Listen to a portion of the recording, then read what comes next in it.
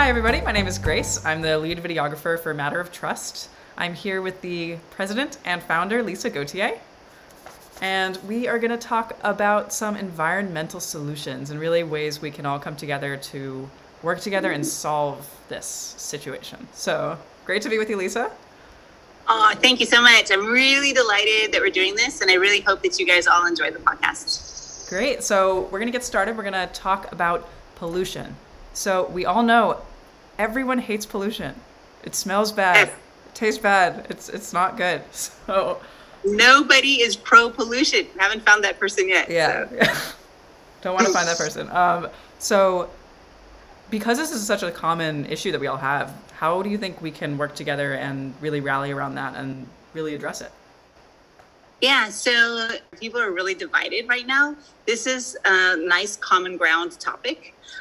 And you do come up against some things on either side of the political range, or talking to people of different ages and stuff like that about it. But it's really in the linguistics of it, not so much in, like you say, the actual topic of pollution. So, for example, some people might say, like, I'm for clean air, clean water, clean energy. And other people would say, like, I'm for blue skies and clear water and free energy, stuff like that. So it's just like how you talk about it really matters, because if you are running a factory, for example, and you're worried about, making payroll for all your staff and everything, and somebody comes along with a whole bunch of ideas or laws or fines with regard to pollution, and they have these words, what's the matter? Aren't you for clean water? It sounds expensive. It sounds like it's going to be a financial stress on this person. If you come to them and say, like, we all want fresh, clear running water for our, our kids, of course, everybody's going to be on the same side for it, And so it's, like you say, it's about where can we all come together and look at this and understand everybody else's perspectives and incentives on it. Great. Yeah. So for that, then, like, what can our listeners do? Like, what can everybody do? And also, what are we doing at Matter of Trust? Yeah, so let's look at how we sort of broken it down. So, for example, clean air, blue skies, fresh air.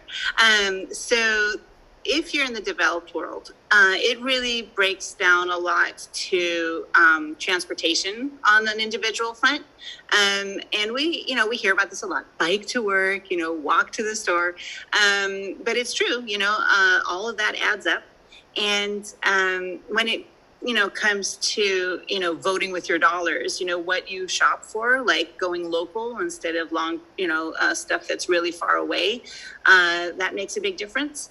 So, for example, I like to talk about the 70-30 rule. So, like, let's say 70% of the stuff that you buy, you only have 3 degrees of separation from the person who, like, pulled it out of the ground or carved it or did whatever, And then 30% of the stuff that you buy could be many, many layers of separation, many degrees of separation from, so it could be coming, from Asia, or it could be coming from India or South America, and you would have no way to tell. But it means that there's probably a lot of logistics and carbon footprint and everything to the item. So, shopping local and having fewer degrees of separation between you and the stuff, that's a huge way to help. And then if we wanted to look at the other side of clean air, then you would look at the developing world. And the developing world's biggest thing is not how they shop or how they are transporting. It's really the fact that you have about 3 billion people a day that are cooking over an open fire.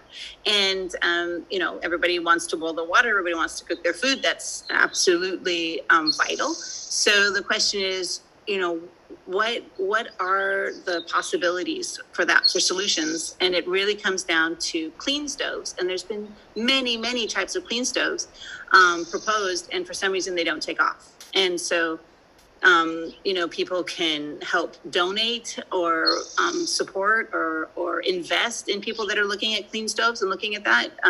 And there's all kinds of ways that we could assist financially if we don't actually travel or if we don't cook over an open fire ourselves. So we're looking at clean water a lot. So clean water is, about plastics in the oceans. It's about drinking water. So 97% of the water on the planet is salt water.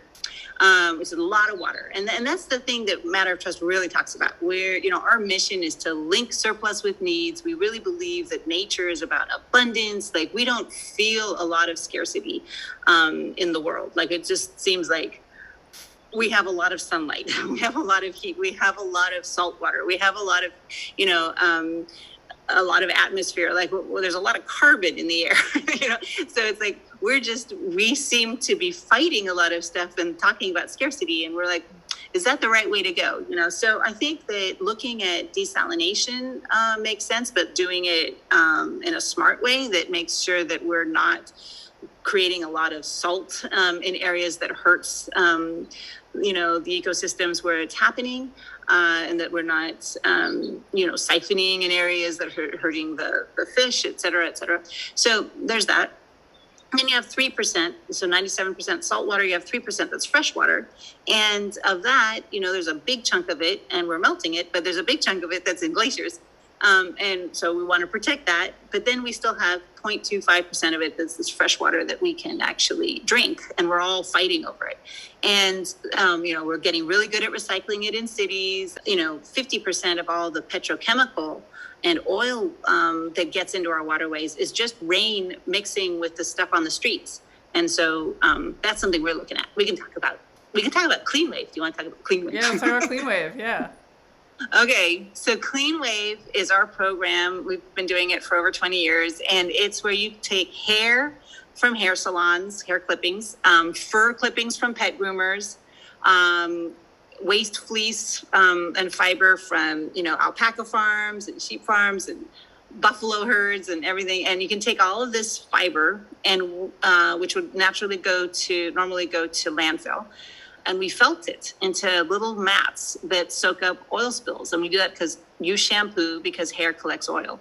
And so all of this fiber can be made into a nice flat mat that can sit inside a catchment cage in a storm drain, for example, and collect that rain mixed with petrochemicals. It can be used under machinery or under leaky, school bus fleets, or it can be used on runways. It can be used all over the place. And so it's one way to use a renewable resource to soak up oil spills. And everybody who gets a haircut can participate in this, and it's free. It's that you mail in the hair, so it's the cost of a postage stamp or whatever, and it helps us. And so that's the way everybody can help. Yeah, that's amazing. Want to talk about the HumSum, how they can sign up? Yeah. So we have a program called the HumSum, Humanity Adding Solutions. So go to thehumsum.org, THEHUMSUM.org. And the reason it's the HumSum and not HumSum is because HumSum autocorrects to hummus, and that is owned by a garbanzo bean company, and they deserve it and they should keep it. So we are the HumSum.org. And you can just sign up there, and you can post your donation of the hair. You can talk about all kinds of eco solutions on the forums, or make a commitment like, I'm going to walk to work once a week, or bike, to go long distances, et cetera, and plug in your eco commitments, et cetera. So it's a fun site, and it's free for everybody. That's great. Well, thank you so much for talking about all this, and thank you, our listeners.